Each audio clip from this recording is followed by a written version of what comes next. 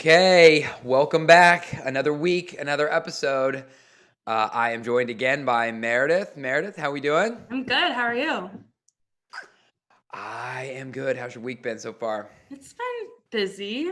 Uh-huh. Not as busy as prior weeks. It's kind Okay. of crickets from the on the PPP loan, so not as many Yeah, well requests. yeah, well, I guess that's I don't know. I don't know if that's a good or a bad thing. It's a different thing. We'll certainly get into it, but um I tell you what, I have to say I had a nightmare last night. So I had a dream that we were able to leave and travel. I was like on a trip for fun, which was amazing. But I had left my cell phone and my laptop both at the airport, and so I'm on a trip. I can't read my email. I can't text. Meredith, I'm telling you what, it was horrifying. I think that you need that in like interpreted. Like, what does that mean? I know. What does that say? Are you connected? To be honest with you, I don't want that interpreted. I think I know exactly what it says. It's not a good thing. All right, let's get into it. So this week, as Meredith said, it's been relatively slow on the loan program fund. And at a risk of talking at length about the loan programs, I do think we'd be remiss with to not provide just a brief update on what's happening. So here's what we know. If you haven't been following the news, both the EIDL grant program, the $10 billion grant program, as well as the $349 billion PPP program, both of which hit their funding cap middle to late of this week. In the case of the PPP loan, what that really means is that all of the SBA numbers have been assigned out. That doesn't necessarily mean that all of the loans have been funded. The SBA is not the one actually funding the loans, so they have no idea what has been funded and what hasn't. So what that means is if you haven't gotten funding, that doesn't necessarily mean that you don't have an SBA number on your application and you won't ultimately get funding here in the next couple of days. I spoke with Chase yesterday, and they expect a fresh round of email approvals to go out sometime this morning for loans in that camp. However, if your loan did not make it in before the funding cap was reached, what my advice to you would be, don't dismay on that. And I'd say talking to banks as well as, just you can tell that the White House, the Treasury, lawmakers on both sides, there's pretty much unanimous support for adding additional funds to the PPP program. In fact, if they were to cut and run now, the PR optics are abysmal. So I think everybody feels like there's additional funds coming. We're hearing numbers in the range of 250 billion, so that's almost a 100% top up. So right now, what is being debated are a bunch of the particulars surrounding that bill and not the actual small business relief. So we expect more money to come. I'd just say hold tight. And hopefully we'll get more information at some point, but there's no reason to believe that the remainder of those loans won't get pushed through. As for the EIDL, way less clarity on that. So if you haven't gotten your grant, I'd hold tight. That may or may not actually happen. I wonder if they give more money, if they're going to change the extend it from June 30th to later. Well, yeah, that's a good point. I mean, there's the can you get in the loans? Can you apply for and be granted the loans prior to June 30th? In which case, I think probably not. But the whole forgiveness period, as it was written, sort of stops on June 30th. Right. And even if they don't give more loans, I don't think that's possible. So, yeah, I have to believe they'll rewrite that. At this point, it's just ever changing. It's anybody's guess. Yep.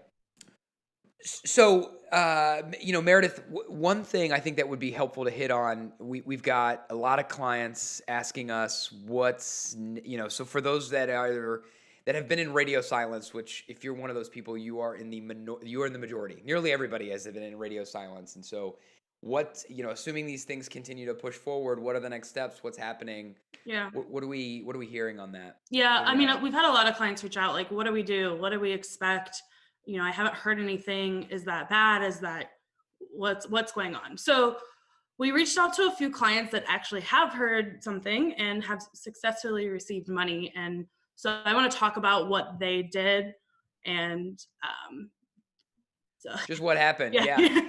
Nobody knows unless you've actually been through it. So Yeah. the best we can do is add some data points to this whole thing, and hopefully that'll be informative. Yeah. So one accountant in Atlanta that we talked to went through Chase, had a close relationship with the banker at Chase, did a pre-application the first week it opened up, filled out the application online the following Monday, so the 6th of April. So the standard Chase thing that Yeah. people were doing, the pre-application. Yep. Okay. And then his banker sent him a loan doc that he signed that day, which is a little bit different than what we were seeing on our end with other clients. And then even before the approval process, and then radio silence for 2 weeks after that. And then this past Tuesday, he got emails. Yeah. One from the SBA saying they received the application, and another one saying that it's being funded. And then on Wednesday, the 15th, the deposit hit the bank account. So Got it. Okay. successfully Interesting. received. Yep. And then one of our other clients also went through Chase, strong relationship with the banker, pre-applied, formally applied, both as soon as possible. Again, radio silence. Got a formal email on Friday the 10th, so a week ago, that it was approved and that it would be funded, and the deposit was already pending. Didn't need to sign anything there. So even within Chase, very different Fascinating. processes. Different emails, different things to sign or nothing to sign. Yeah. Got it. Okay. Mm-hmm. So no consistency. The last one that we talked to, another client, this one went through a small local bank. Again, a very strong relationship with the banker. The banker actually reached out to her, got her prepped before this process started. So like told her what she needed to have ready to go. He sent her the application on a weekend. So it's the Saturday, the 4th. She turned it in on the 5th. Wow. He came back with changes, and they finalized it by the 8th, and she was approved on the 10th, which again was a Friday. And the money hit the bank account on the 13th, so this week. Wow. Well, by the way, that seems like how you would want to draw it up, right? Like the Yeah. small bank having the sort of close relationship, nurturing you all the way through. That's certainly, that's definitely not the norm. But I'd say, I don't know, tell me if this sounds right, Meredith. As I'm hearing you go through those at least 3 data points, common themes to me seems to be, one, everything is different, even within the same bank. Yep. Communication's been bad, even when the whole thing's working. Yep. And 3, sounds like it pays to have a good relationship with your banker. Obviously, that's not a slam dunk, but Yeah. I couldn't help but notice in the 3 situations they had some pretty good relationships. So. Yeah. And on that note, I will say, we've been a little bit, I don't want to say unfair, but we've been harsh on banks with regard to the lack of communication. We've all been pretty frustrated.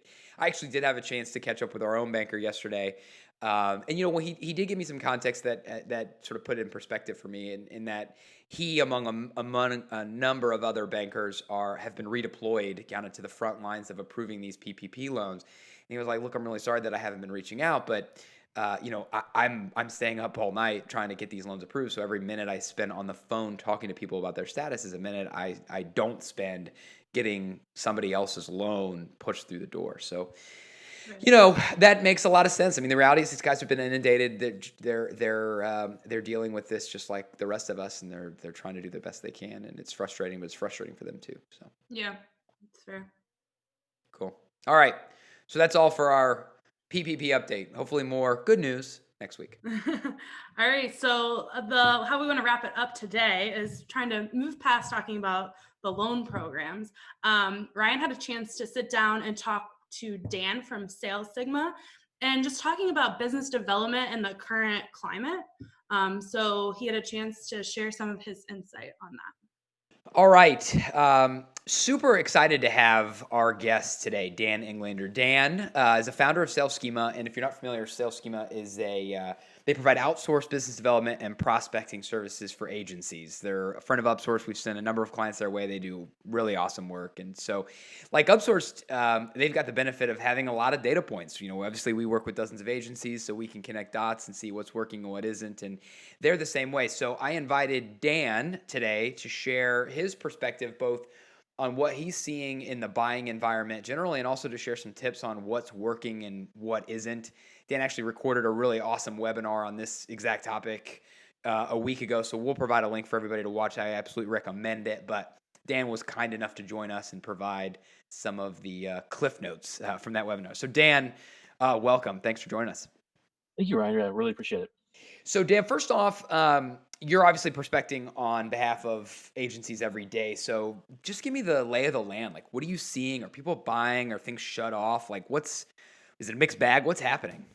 Yeah, definitely a mixed bag. And I think, as a small or a minor disclaimer, I think what's really important right now is also not making assumptions. We have whatever, like, 10 or 15 clients at any given time. But even if we had 1,000, let's say, it Yeah. still will be too much to say this is definitely what's happening. And I think that we're seeing lots of people make assumptions about what's going on based on very few data points. So, you kind of have to go in with some probabilistic informed guesses and go from there. But with that out of the way, what we are seeing is a mixed bag. There's some things that are happening that are pretty interesting and things that we weren't expecting. And I think, like, for example, we have a client that right now that's focusing on events. They only work in the event space, and we were expecting them to be in a really bad spot, and so are they. Yeah. And what we're seeing is that brands are still having, they're not just pulling the plug on everything. They have to solve these problems too. So a lot of that is accelerating trends that were already in motion. So the Yeah. idea of in-person going digital, that was something that was already happening, and now it's what, in the space of a few weeks, there's stuff that would have taken years to play out, Yeah. that's happening now. So that client's really busy, has more RFPs than maybe ever, dealing with that. And overall, who knows how this is going to play out in the future, but we're certainly not seeing fewer responses or fewer meetings. If anything, we might be seeing slightly more. And back to avoiding assumptions, I think a lot of us, including myself, are thinking like, okay, there's this, this master and commander style chaos on my prospect or my client side right now, and they're putting out fires, and there's this like warship going through the ocean. But really, like, lots of people are sitting around bored. Yeah. That's what's happening right now. Yeah. Yeah, that's an So interesting, that is an interesting point. Like you could assume that that exactly that things are more chaotic, but if you look at your own life, I think we all are finding in pockets that we have more time and we're not sure what to do with it than less time. So it may be yeah. true on the other side of the and are you Sorry, and just yeah, one quick thing, like one quick follow up on that, and you cut you off. no. Is that I think that there's more. Right now we're all outsiders. There used to be a time where we go into an office or whatever, and Yeah. then we'd all be skeptical, like, can an outsider come in here and do this thing? But now we're all sitting in weird places, remotely. And I think there's a lot of people thinking like, okay, I'm remote. All my colleagues are remote. My boss is remote. Who else is remote that could also Yeah. solve this? So, these older, not just older companies, but ones that I think there's just sort of a broad framing of problems. And, that person that might not have taken your call a few months ago is now going to take it. So that's, Well, it's leveled the playing field. It's, we're kind of all starting from scratch. We're working with the same uncertain deck of cards. And so it's an opportunity. right, right. So I guess maybe on that note, let's say, for instance, and agencies are in any variety of, in any place on the spectrum with regard to their maturity as it relates to how active or passive they are in sales and marketing. But let's assume I'm on the far, we'll call it left side of the maturity curve, meaning I'm doing nothing, right? Let's say I don't actively engage in either sales or marketing, and a lot of my leads are inbound and referrals, and maybe I'm seeing those sorts of slow down. So if I find myself in that situation, where do you recommend I start, sort of given the environment? Yeah. It's a good question. And I think that the first thing to mention is you don't want to skip steps. So I think what we see a lot with agencies that have survived on referrals is they've only had beautiful, glorious sales processes for the most part. Yep. And I'm exaggerating a Yeah, bit. yeah, Obviously, yeah, the work that has to be done when somebody's referred, and you have to decide if they're fit and whatnot. yeah, But for the most part, there's an active need. They're both problem and solution aware, and they might be auditioning you and one or two or three other options or whatever. yeah. So when agencies a lot of the times want to move from that to doing outbound to getting to people beyond the ones that have an active need, Yep. there's often this tendency to go from, okay, I'm just going to go from people that don't know me to people that know, like, and trust me and are ready to buy from me. Yeah. When, there's really this middle step of growing that pool of people that know, like, and trust you. So I think that's, that can't be rushed. Yeah. Especially now, and that's just something we've talked about in the webinar I can get further into. But the idea of exercising restraint is really important while still moving the process forward and Yeah. basically, opening up the relationship. You're not trying to get somebody to buy from an email. Yeah. So with that out of the way, to answer your question about starting point, I think that, there's sort of this Maslow's hierarchy or whatever. And I think the first thing um, is your clients. This is some kind of cliche advice, but talking to your clients first, Yep. learning what's actually going on there, keeping in mind that on a normal day they might not tell you everything, and now they might be even more guarded because there's just lots of turmoil and so Yep. on. Yep. So I think coming in vulnerable, being able to share what's going on there, obviously prioritizing the phone, prioritizing a one-to-one interaction is important first. So Yep. that's the first thing. I think the second thing, if you're starting with people beyond just your people that are referred and your clients, is re-engagement. And this is the next area of low-hanging fruit, where agencies are talking to people all the time through networking events, whatever it might be, and then they just forget about them because then there's some fire to put out, there's something going on.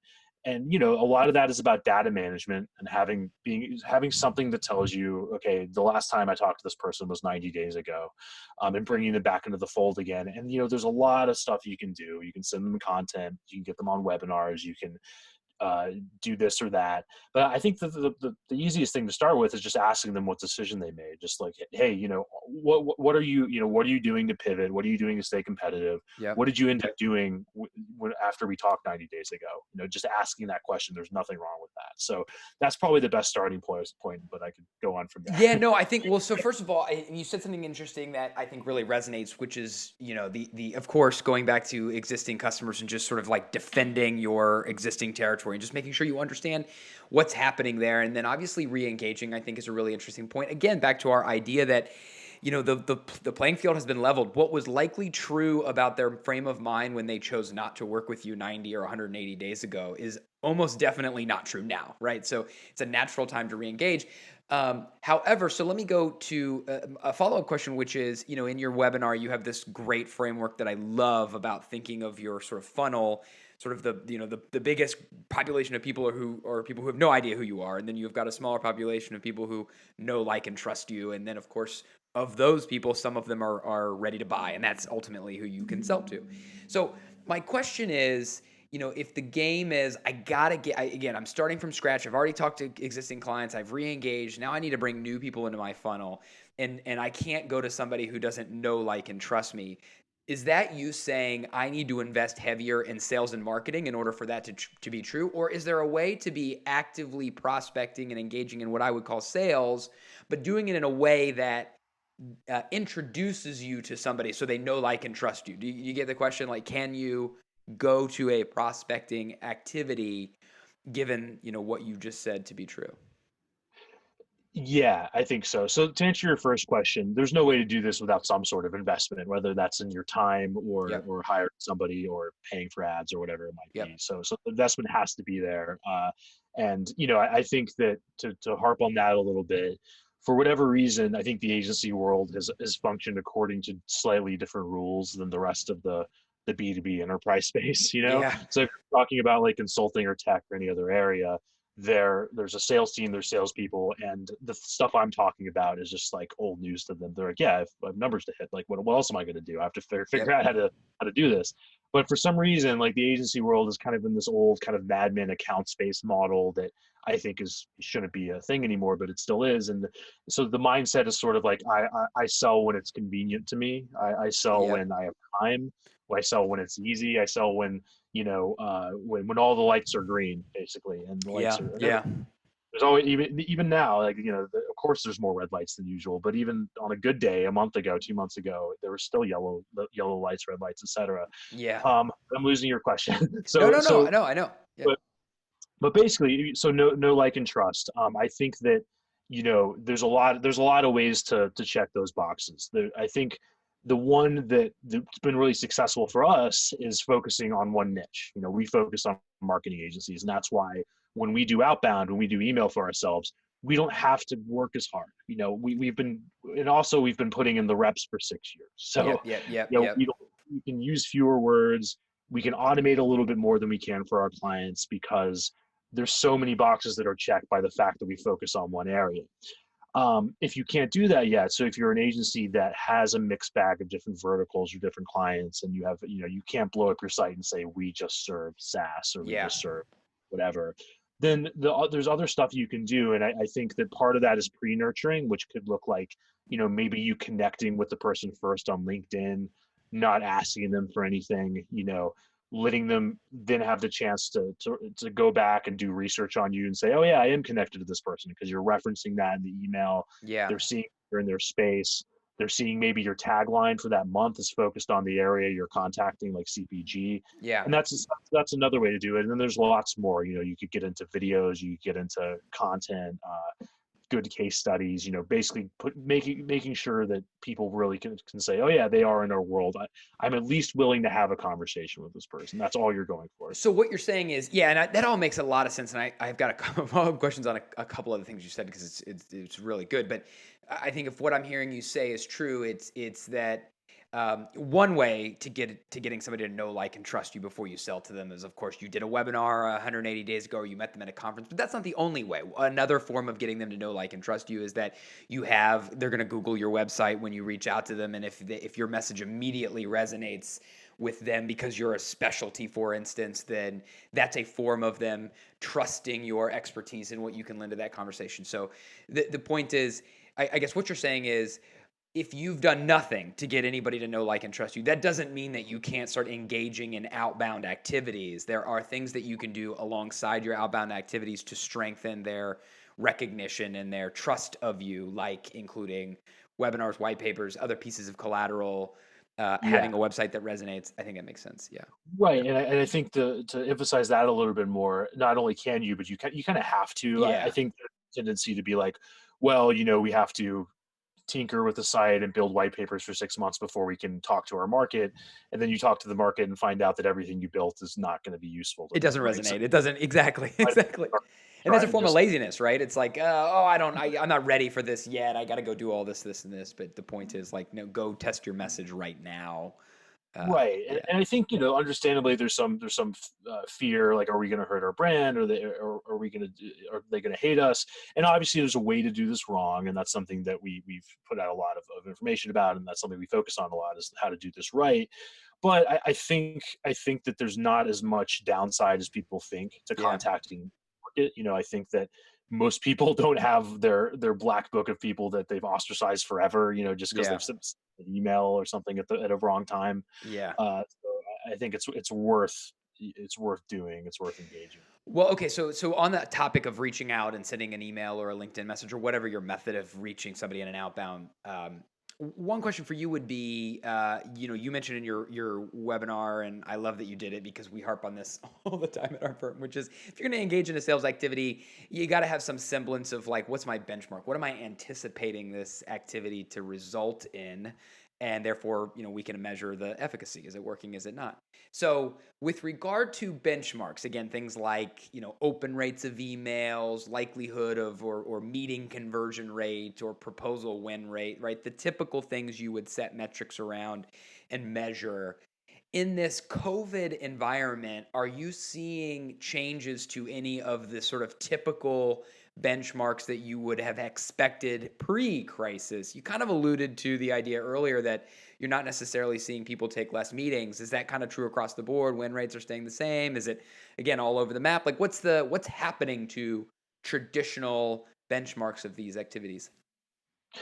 Yeah, it's a good question, and it's definitely a bigger discussion. I think that a lot of the times there's a lot of consumer marketers that are telling us B2B people what's good and what's not. Yeah. And the problem with B2B is that it takes a lot longer to develop meaningful data, because there's just there's just smaller groups of people, smaller pockets, as opposed to just what somebody selling t-shirt on Facebook is seeing, right? So I think that's the most important thing. So to start with open rates, and a lot of the stuff becomes very contextual. Like, open rates are kind of a measure of deliverability. So they're the measure of your email or whatever actually getting through and getting to the person. Because most people, just think about how you manage your inbox. You usually open everything that looks like it was addressed to you, more or less. Yeah. In your Yeah. But, for example, if we are selling into big, giant healthcare organizations, we're going to see a lower open rate always than if we were Yep. selling into growth stage tech startups. So it becomes contextual. But beyond that, win rates also very contextual. I think that takes a while to develop meaningful data. But to answer your question, we're definitely not seeing less. I don't know if we're seeing a huge uptick, but we're seeing probably as much, if not more, response than we would normally, Yeah, for what we interesting. talked about earlier. I think there's more willingness to try new things right now, or at least open up the conversation. Yeah. Which is great, and obviously, hopefully, that should engender a bit of optimism with our clients, particularly those who are or who have seen their traditional channels maybe dry up a little bit and are looking for new channels.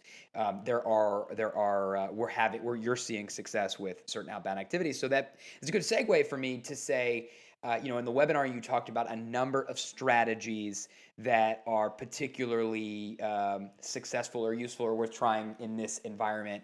The first of which is the idea of thought leadership, right? The given that this is a period of time that where leaders are needed and fresh voices are needed. So I think that being one strategy. The question I have is, I personally, and I think all of us are seeing more and more folks follow the same strategy, right? A lot of people are putting out COVID content, and I'm almost feeling tired or fatigued by some of this. So how do I use thought leadership in a way that stands out and seems truly unique and cuts through the clutter right now, given that other Right. folks are doing this too?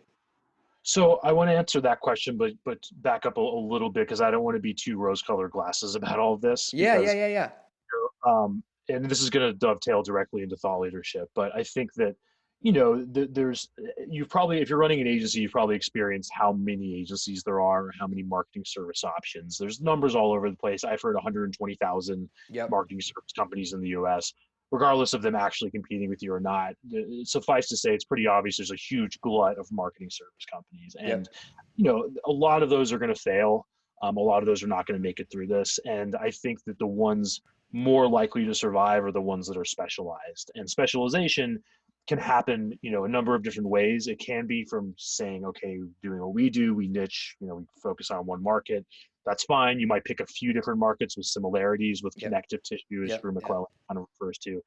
Or you might have, a really cool piece of technology or process or something that's really special. In that case, you might not need to focus on just one market, Yeah. or maybe some combination of that. So I think that once you have a pretty limited specialization, then everything else becomes a lot easier and a lot less complicated, and a Yep. lot less Yep. overwhelming. Yep. So Yep. to bring that to thought leadership, definitely a cliche piece of advice, but now really is the time for leaders. The agencies that we're working with and that we observe out there that are kicking ass at this are the ones that, really do understand a market really well. And I think that when an agency has a Noah's Ark of different clients and industries on the website, it's hard to make that case convincingly. So Yeah. to bring that to your question about thought leadership, there's a lot of different things that can work. And we're a little bit like a man with a hammer. We definitely emphasize the stuff we're better at, but Yeah. I'm not saying it's the only way. But for our money and for our purposes, I think one of the highest leverage points is getting plugged into other people's audiences, much like I'm doing right now. And Yeah. That's right. And we've you done know, on yours. Uh you huh. Yeah. leader of dog food. Um, Yeah. and because there's already these entities that have worked really hard to build up an audience. And even if you want to build up your own platform, you might as well do that in parallel or get on other people's platforms first. Yep. And the barrier to entry isn't super high, and you're also creating content. Like I'm creating content right now Yep. Yep. that you can repurpose, and you're not leaving your office and so on. So we're really into the idea of basically banding together and getting on Yep. other Yep. stuff first. Yeah. Well, so two things. One, I mean, again, we have done the same thing you have. I've been on your podcast, and as you can attest to, and I can attest to, the idea of thought leadership is sort of a 2-for-1 in that it allows you to reach an audience that you may not have previously been reaching, but then again, it creates this piece of collateral that you can leverage to create awareness or to get folks to know, like, and trust you as you're engaging in the sales process. So that's obviously a secondary benefit. The last thing that you said, banding together, is another follow-up for you, which is to say, I think in your webinar you mentioned that as another one of the strategies, um, the idea of finding other folks in your space and coming together to approach the market in a variety of ways, right? But for the common good or for the benefit of one another. When I hear things like banding together, I often think of the world of strategic partnerships, and I always wonder, like, do those really work? So when you say banding together, is that what you're talking about, like a true strategic partnership, or what do you mean by that? Yeah, I think the strategic partnership thing has to be organic and it has to fill a need for both parties. Obviously, it's hard to Yep. like force that. I think Yep. what's more accessible though is us doing what we're doing right now. And if you're running an agency, I think a lot of the times there's a tendency to forget about all the other people that are selling to your market or that can solve needs for your market. Yep. So a lot of that's going, beyond your little patch of the woods and going to the broader forest. So that might look like contacting people that own software companies, contacting consultants or event producers, or just other people that are in the world trying to Yep. solve a problem for your market and see what you can do together to help each other out, basically. So yeah, that makes a lot of sense. Let me ask you, so one final question on the idea of strategies. And again, you've got more in your webinar, and I'm going to continue to encourage people to watch the whole thing. But you mentioned the idea of perhaps lowering your entry point, right? I think all of us have become enamored with and perhaps even addicted to the idea of MRR. It's a phenomenal thing, and it's the sort of holy grail. But in an economy like this, that may not be, you may not be able to go from zero to MRR overnight, and there may be steps along the process to nurture somebody to MRR. I like that idea. Tell me more about it. How would I make that work? Yeah, and to give credit where it's due, I had Tim Conley on our show, who's an agency consultant, a really smart guy, and Yeah. he kind of prophesized this, I think, correctly and articulated it well. But yeah, I mean, over the last few years, MRR has sort of become the golden goose, right? That's what everybody wants because it's Yep. all, I mean, monthly recurring revenue. what's What what's could be better than Yeah, that? yeah, it just never stops. But the Uh-huh. thing is, I think that, as Tim kind of pointed out, there's going to be a situation now where a lot of people are saying, okay, is this just an open-ended blank check that I'm gonna have to write forever, Yeah. versus is solving a specific problem over a certain amount of time. So that's not to say that if you are based on MRR that ends. I think that if you are performing, there's a lot of ways in which a fractional team is going to provide a lot more utility than Yep. other options. And the MRR is still a thing that could absolutely work. But in terms of lowering the entry point, it might be, and this is going to be again depending on your situation, of course, but it could be that you're starting with a limited test project over this number of months. It could mean that $50,000 audit now becomes a $5,000 one-day workshop. Yep. But basically,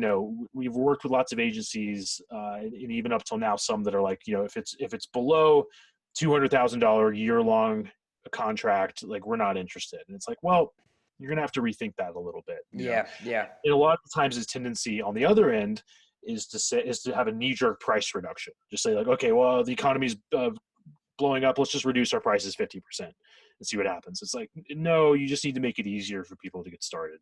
Yeah. Make it Yeah.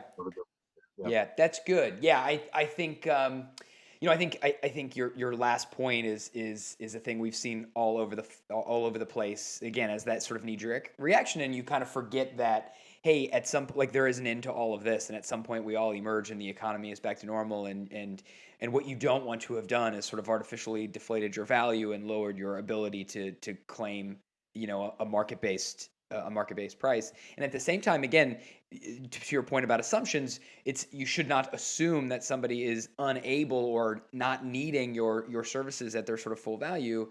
They just may need a different way to buy. Yeah, exactly. And we have a new client of ours right now that works with web development, web design, staff augmentation. And what they've experienced is basically all their clients have furloughed and laid off employees. They've like laid off all the vendors, and they've basically said, we're keeping you because we you guys we know are better, faster, cheaper than the alternatives. And I think we're going to see more and more willingness again to work with outsiders, Yeah, for that's interesting. that sort of utility. Yeah. Dan, this has been awesome. So I guess maybe in conclusion, any other, again, if I'm an agency, I'm sitting here, I've taken this all in, I've got maybe some new ideas, but any parting wisdom or if there's one thing they should have taken away from all the things that we talked about, what would the thing be? Yeah, I think it's start taking this seriously. Yeah. Not the crisis, obviously that's being taken seriously, but start taking the growth of your agency seriously and start being proactive about it as opposed to reactive, I think is the main thing.